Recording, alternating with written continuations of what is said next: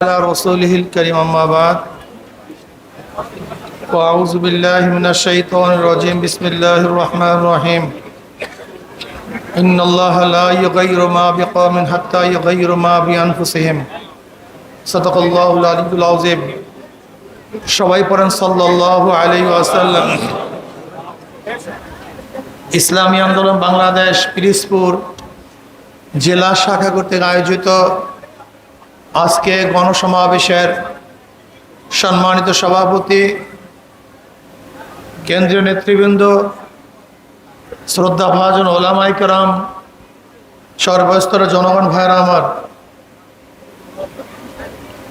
আমরা চতুর্থবার দেশকে স্বাধীন করেছি। প্রথম স্বাধীন হয়েছিল ব্রিটিশ থেকে আমরা দেশ স্বাধীন করেছিলাম। সে আন্দোলনের নেতৃত্ব দিয়েছিল মুসলমান, পরবর্তীতে সবাই সংযুক্ত হয়েছে। এরপরে আমরা ভারত থেকে দ্বিতীয়বার 47 স্বাধীন হয়েছিলাম, পাকিস্তান পেয়েছিলাম।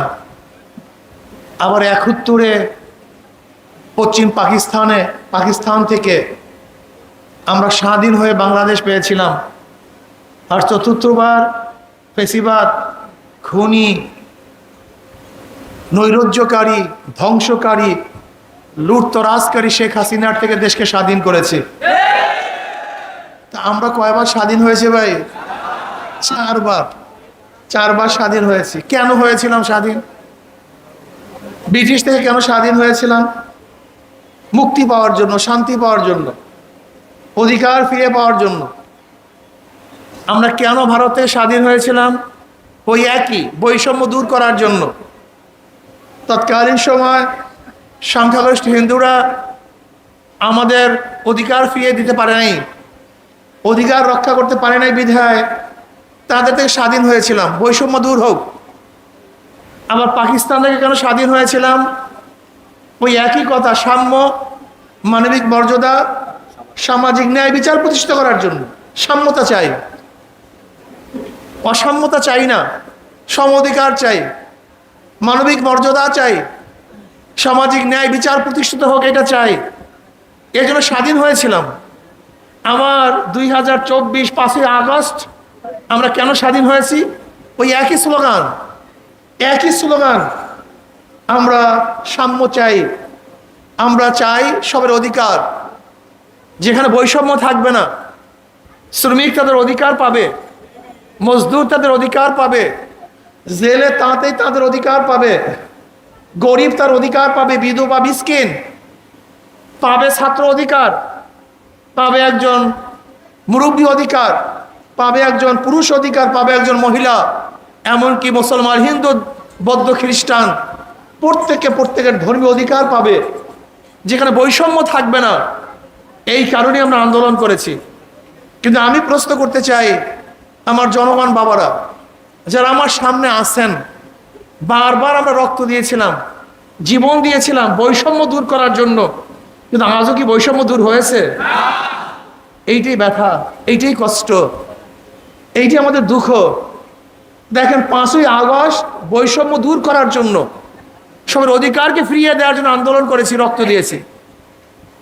জীবনের মায়া ত্যাগ করে রাস্তায় ঝাঁপিয়ে পড়ছিলাম হাজারো মানুষ, লক্ষ মানুষ, কোটি মানুষ। অথচ 5ই আগস্টের পরে জ্বালাও, পোড়াও, মার ধর, আবারও সেই চাঁদাবাজি, দখলদারি, আবারও জুলুম, আবারও অত্যাচার, আবারও অবিচার। আমরা আওয়ামী লীগের বিরুদ্ধে অভিযোগ দিয়েছিলাম, মিথ্যা মামলা দেয়, এই অভিযোগ দিয়েছিলাম। আজও 5ই আগস্টের পরে সেই মিথ্যা মামলা ভরপুর হয়ে গেছে দেশ, সয়লাব হয়ে গেছে দেশ। আমরা ধারণা করেছিলাম ওরা দলীয়করণ করে, ওরা দেশকে আত্মসাৎ করে। কিন্তু অর্থ উপদেষ্টা কি বললেন? চাঁদা বন্ধ হয় নাই, শুধু মুখ পরিবর্তন হয়েছে, হাত বদল হয়েছে। আর কতদিন আন্দোলন করবেন? আর কতদিন সংগ্রাম করবেন? আর কত রক্ত দিবেন আমার জনগণ বাবারা? ও আমার বাবারা কত রক্ত দিবেন, কতবার জীবন দিবেন? কিয়ামত পর্যন্ত বৈষম্য বিরুদ্ধে আন্দোলন করবেন, বৈষম্য দূর হবে না। কিয়ামত পর্যন্ত আন্দোলন করেন। তার কারণটা কি? এর কারণটা কি? আসলে মূল জায়গায় আমরা কেউ যাই না, মূল কথা কেউ বলতে চাই না। আসলে কোন জায়গায় সমস্যা সেটা দূর করি না। মূল সমস্যাটা কোন জায়গায়? আমি বারবার বলি, যে আমার শায়েখ মোর্শেদ নব্বর আলম মারকাদো বলেছেন, একজনের নাম এ, একজনের নাম বি, একজনের নাম সি। এও চোর, বিও চোর, সিও চোর। ক্ষমতা আসে এ, সে কি করবে? হটাও এ, আন্দোলন করলাম, সংগ্রাম করলাম, অবরোধ করলাম। বসাও বি, সে কি করবে? হটাও বি, বসাও সি, সে কি করবে? কারণটা কি? ব্যক্তির পরিবর্তন হয়েছে, দলের পরিবর্তন হয়েছে, নীতি আদর্শ পরিবর্তন হয় না। ওসি বারবার যায়, ঘুষের পরিবর্তন হয় না। ডিসি যায়, ঘুষের পরিবর্তন হয় না। এসপি পরিবর্তন হয়, ঘুষের পরিবর্তন হয় না। রেজিস্টার পরিবর্তন হয়, কিন্তু ঘুষের পরিবর্তন হয় না। কারণটা কি? আসলে নীতি আদর্শ পরিবর্তন ব্যতীত কোনোদিন ঘুষ বন্ধ হবে না, দুর্নীতি বন্ধ হবে না। মাদার গাছ লাগিয়ে আমের আশা কেন করতেছেন? বলতে পারেন, হুজুর জানি তো আপনার আদর্শবান, কিন্তু আপনার ইসলাম, ইসলাম মানি তো আতঙ্ক, ইসলাম মানি ভয়, ইসলাম মানি জানি কি। এইটা পাশ্চাত্যরা, ইসলামের দুশ্মনেরা বিভিন্ন মিডিয়ার মাধ্যমে আপনাদের মাথার মধ্যে ঢুকাতে সক্ষম হয়েছে। ইসলাম মানে আতঙ্ক, ইসলাম মানে আতঙ্ক না, ইসলাম মানে শান্তি। ইসলাম মানে আতঙ্ক না, ইসলাম মানে মুক্তি। ইসলাম মানে আতঙ্ক না, ইসলাম মানে অধিকার। ইসলাম তো প্রত্যেকটা মানুষের অধিকারকে ফিরিয়ে দিয়েছে। ইসলামের অর্থটা কি আপনি জানেন? জনাব মুহাম্মদ রাসূলুল্লাহ সাল্লাল্লাহু আলাইহি ওয়াসাল্লাম বিদায় ভাষণে কি বলেছিলেন? আজকে কে ধনী, কে গরিব, কে শিক্ষিত, কে মূর্খ, কে বংশীয়, কে নন বংশীয়, কে মালিক আর কে গোলাম, এসব ভেদাভেদ থাকবে না। কালো এবং ধলার কোনো ভেদাভেদ থাকবে না। সবাই আসমান মাখলুকাত, সবাই মানুষ সমান। জনাব মুহাম্মদ রাসূলুল্লাহ সাল্লাল্লাহু আলাইহি ওয়াসাল্লাম সবার অধিকারকে ফিরিয়ে দিয়েছেন। আর সেই ইসলামকে আপনি পছন্দ করেন না? আপনার চেয়ে বড় কপাল পরা বদনসিব আর কেউ হতে পারে না। আমাকে সেদিনকে এক সাংবাদিক প্রশ্ন করছে, হুজুর ইসলাম আসলে মহিলাদের অবস্থাটা কি হবে? আমি কি এখন মহিলাদের অবস্থাটা কি হয়েছে? এখন তো দেখি 100 ধর্ষণের পর সেঞ্চুরি পালন করা হয়। এখন দেখি মহিলাদেরকে ধর্ষণ করার পর হত্যা করা হয়। এখন দেখি মহিলাদের চেহারার উপরে এসিড নিক্ষেপ করা হয়। এখন দেখি মহিলাদেরকে জুলুম, অত্যাচার, অবিচার করা হয়। এখন কি পাইছে মহিলাদের? আপনি বলুন। সে চুপচাপ। আমি বললাম, ভাই ইসলাম তো গোটা দুনিয়ার মধ্যে সবচেয়ে মহিলাদের অধিকার বেশি প্রতিষ্ঠিত করেছে। আপনারা কি করেছেন? মহিলাকে পণ্য বানাইছেন, পণ্য, বিকৃত মাল বানাইছেন। আর ইসলাম মহিলাদেরকে ইজ্জত, সম্মান প্রদান করেছে। ইসলাম ক্ষমতা আসে, কোন বিধবা না খেয়ে থাকবে না ইনশাআল্লাহ। কোন বিধবা না খেয়ে থাকবে না, একজন ইয়েতিম না খেয়ে থাকবে না। আমি চ্যালেঞ্জ দিলাম, একজন মিসকিন না খেয়ে থাকবে না, একজন গরিব ক্ষুধার্ত বাংলাদেশে থাকবে না। বস্ত্রহীন কোন গরিবকে বাংলাদেশে খুঁজে পাওয়া যাবে না ইনশাআল্লাহ। গৃহহীন কোন মানুষ বাংলাদেশে থাকবে না। বলে আমি চ্যালেঞ্জ দিতে পারি যে 10 বছর ইসলামী অর্থনীতি অ্যাপ্লাই করি, বাংলাদেশে যাকাত নেয়ার মতো লোক খুঁজে পাওয়া যাবে না।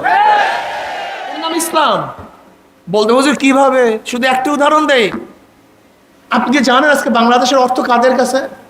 মাত্র 20-25 জন পরিবারের কাছে গোটা বাংলাদেশের টাকা, গোটা বাংলাদেশের টাকা।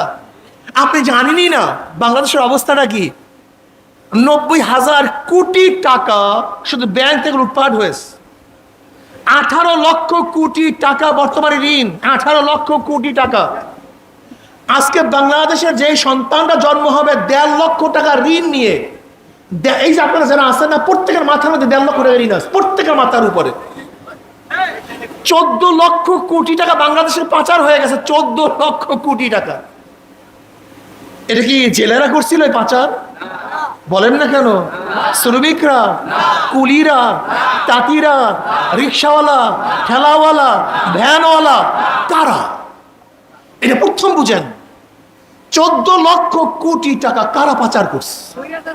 ক্যানাডায় বেগম পাড়ায় কারা বাড়ি করছে? আজকে গোটা অর্থনীতি কারা ধ্বংস করছে? আমার গরিব বাবারা না, আমার গরিব মারা না, ওই যাদেরকে বারবার ক্ষমতায় বসে আছেন ওরাই বাংলাদেশকে লুটপাট করছে, চুরি করছে। ধরে না, বাদ দেন সব কথা। আজকে যে 14 লক্ষ কোটি টাকা বিস্তারিত পাচার হয়ে গেছে, যদি 14 লক্ষ কোটি টাকা বাংলাদেশের গরিবকে ভাগ করিয়া দেয়, তাহলে বলেন তো গরিবের অবস্থাটা কি? কথা বলেন না কেন? 1 মিনিট হিসাব দিলাম, 1 মিনিটে। এত অঙ্কের দরকার নাই তো, অঙ্ক করবো মাত্র 1 মিনিটে। যেই টাকাগুলি লুটপাট হয়ে গেছে, চুরি হয়ে গেছে, যদি শুধু এই টাকাগুলি আমি জেলের মধ্যে, তাঁতের মধ্যে, শ্রমিকের মধ্যে, মজদুরদের মধ্যে, কামারের মধ্যে, কুলির মধ্যে, মেতরের মধ্যে যদি আজকে বন্টন করতে পারতাম। চক্ষু বুঝে দেখেন তো বাংলাদেশে কোথায় গরিব আছে? আমি তো গরিব দেখি না, আমি তো গরিব দেখি না। দেখেন, দুর্ভিক্ষ হয় অর্থের অভাবে নয়, দুর্ভিক্ষ হয় সুষম বন্টনের অভাবে। বলেন কিসের জন্য?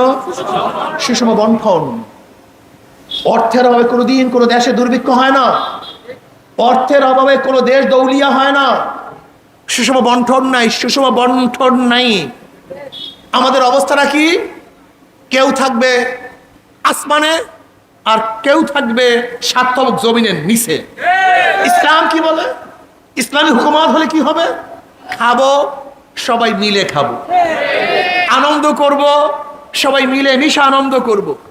বুঝাতে পারি নেই। হাসবো, সবাই মিলে মিশে হাসবো। কাঁদবো তো সবাই মিলে মিশে কাঁদবো। শান্তি সুখ করবো, সবাই মিলে মিশে শান্তি সুখ করবো। দুঃখিত হবে, সবাই মিলে মিশে দুঃখিত হব। সুখী হব, সবাই মিলে মিশে সুখী হব। আমি পার্টনার, এদেশের পার্টনার আমি। আপনারা পার্ট, আমিও পার্ট। মনে রাখতে হবে, খুব ভালো মতো বুঝতে হবে, এই রাষ্ট্র, এই দেশ কোনো ব্যক্তির, কোনো দলের, কোনো গোষ্ঠীর নয়। এই রাষ্ট্র বাংলাদেশের জনগণের রাষ্ট্র। এই দেশ আপনাদের দেশ। আমি বিশ্বাস করি এই দেশে বড় লোকদের যে অবদান আছে তার চেয়ে কোটি কোটি গুণ বেশি অধিকার আমার শ্রমিকদের, আমার মজদুরদের। তাহলে কেন আমার কৃষকরা যদি আজকে কৃষি কাজ না করতো, তারা বড় লোকরা সব না খেয়ে মারা যেত। আজকে আমার শ্রমিকরা যদি বিল্ডিং না তুলতো, বিল্ডিং বিহীন তোমাদেরকে বসবাস করতে হইতো। আজকে আমার শ্রমিকরা যদি কাজ না করতো, বাংলাদেশের মানুষকে না খেয়ে মরতো। কাজে আমি মনে করি বাংলাদেশের শ্রমিকদের যে অবদান, যে পার্টিসিপেট তারা করছে, আমাদের চেয়ে তারা অনেক বেশি পার্টিসিপেট করছে। শুধু কি তাই? আজকে প্রত্যেকটা শ্রমিক খাজনা দেয়, ট্যাক্স দেয়, ভ্যাট দেয়। আজকে আপনারা যারা আছেন, এই যে টুপি মাথায় দিচ্ছেন, এর মধ্যে খাজনা আছে, ট্যাক্স আছে, ভ্যাট আছে। আপনি কি জানেন যে আপনি মোবাইলে ঢুকান 100 টাকা, সেখানে সরকার পায় কত টাকা? অনেকেই জানা নেই। 35 টাকার উপরে নেট থেকে সরকার নিয়ে যায়, 100 টাকার 35 টাকার উপরে। এই যে একটা মোবাইল কিনছেন, জানেন কত পার্সেন্ট ট্যাক্স? কত পার্সেন্ট ট্যাক্স দিয়ে প্রত্যেকে মোবাইল কিনছেন, জানেন কত পার্সেন্ট ট্যাক্স? জানেনই না।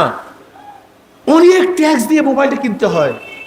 আপনি যা কিছু এখানে দেখেন, এইখানে যা কিছু দেখেন, এই কাপড়ের এলসি থেকে শুরু করে, এই ফ্যানের এলসি থেকে শুরু করে, আপনি যে গঞ্জি কিনছেন তার এলসি থেকে শুরু করে, আপনি যে পায়ে জুতা দেন তার এলসি থেকে শুরু করে, আপনি যে চাউল খান তার এলসি থেকে শুরু করে, আপনি যে ডাল খান, এমনকি আপনি যে প্লেটে ভাত খান, এমনকি বাথরুমে যে বন্যা নিয়ে যান, সেই বন্যার মধ্যে আপনার ট্যাক্স ভ্যাট আছে।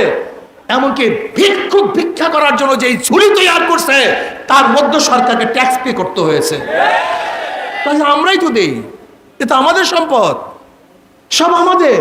এই টাকা আমাদের, সরকারি সমস্ত সম্পত্তি আমাদের, কাজে অধিকার আপনাদের। আমি অনুরোধ করবো, 2 হাত জোর করে অনুরোধ করবো, 53 বছরে যারা চুরি করছে, ডাকাতি করছে, ওদেরকে আর ক্ষমতায় বসাবেন না। এটা অনুরোধ করলাম। চিহ্নিত ডাকাতদেরকে, লুচ্চা গন্ডা বদমাশদেরকে আর ক্ষমতায় বসাবেন না। আপনাদের মনে নাই এই আওয়ামী লীগ সরকার আগে যে আন্দোলন হয়েছিল? কেন আন্দোলন হয়েছিল? প্রতিদিন হেডলাইনে দেখতাম বিশাল বিশাল লাইনে এই ট্রান্সফার কেস, এই খাম্বা কেস, এই এত টাকা চুরি, এত টাকা ঘুষ বাণিজ্য আমরা দেখি নাই? আমারও সেটা চাই না, এটা চাই না। এর জন্য জনগণকে ঐক্য হতে হবে। দেখেন কিছু করে লিডার এবং কিছু গুন্ডারা, ওরা প্যাকেজ, এত টাকা গুন্ডানি করবি, তোর এত এত আমার কাছে। গুন্ডাদের কথা বাদ দেন, ওই কিছু দলীয় মাস্তান আছে যে মাস্তানগুলি প্যাকেজ হারে গুন্ডামি করে। জনগণকে ঐক্য হতে হবে। কাদেরকে? জনগণ ঐক্য হন। যদি জনগণ ঐক্য হন, তা বাংলাদেশের মাসনাদে আর কোনো খুনি এবং ডাকাত বসতে পারবে না ইনশাআল্লাহ। আসলে আমরা সবাই ঐক্য হই, ইসলামী আন্দোলনের পতাকা তলে সবাই আসি। খাস করে আমার শেষ কথা হলে এই, অনেক ভদ্রলোক, অনেক ভালো লোক, অনেক যোগ্য লোক রাজনীতিতে আসে না কেন? বলে পচা, গান্দা, খারাপ কাজে আমি ভালো হিসাবে রাজনীতি করতে পারি না। আমি এই বন্ধুদেরকে বলবো, এই বাবাদেরকে বলবো, যারা পচা রাজনীতির কারণে রাজনীতি আসেন না, আপনার না আসার কারণে রাজনীতি পচা হয়েছে, গান্দা হয়েছে। আপনার গোলাপ না থাকার কারণে, এখানে সুগন্ধি না থাকার কারণে আজকে ময়লা আবর্জনায় ভরে গেছে। ভালো লোকগুলি যেখানে আসেন, আপনারা সবাই ইসলামী আন্দোলনের পতাকা তলে আসেন।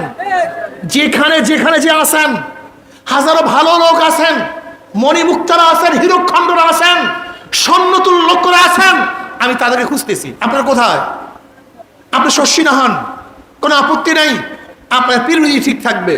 আপনি নেসারাবাদ হন, কোনো আপত্তি নাই, আপনার পীর আপনার বুড়ি সব ঠিক থাকবে। আপনি কৌমিয়ান হন, আপনি আলিয়ান হন, আপনার প্রতিষ্ঠান ঠিক থাকবে। শুধু আমরা এক জায়গায় ঐক্য হব, সেটা হলে এই বাংলাদেশ ইসলাম হুকুমত কায়েম করবে। আমি এই কথা বললাম সবাই চরমরায় মুরিদ হয়ে যান, সবাই চরমরায় মুরিদ হয়ে যান না। আপনি যার মুরিদ থাকেন না কেন, আপনি যেই সংগঠন করেন না কেন, সব কিছু ঠিক থাকবে। ইসলামী হুকুমত কায়েম করার ব্যাপারে আমরা সব ঐক্য হব, সব এক হয়ে যাব। যে আমরা এক হই, ঐক্য হই, আমি দেখছি আগামী বাংলাদেশ ইসলামের বাংলাদেশ, আগামী বাংলাদেশ শান্তির বাংলাদেশ, আগামী বাংলাদেশে প্রত্যেকের অধিকারকে ফিরিয়ে দেওয়ার বাংলাদেশ। আল্লাহ আমাকে এবং আমাদের সবাইকে ঐক্যবদ্ধভাবে ইসলাম হুকুমত কায়েম করার তৌফিক দান করেন। আল্লাহ আমাকে এবং আমাদের সবাইকে আগামী নির্বাচনী লড়াইতে ইসলামকে ক্ষমতা নেওয়ার তৌফিক দান করেন।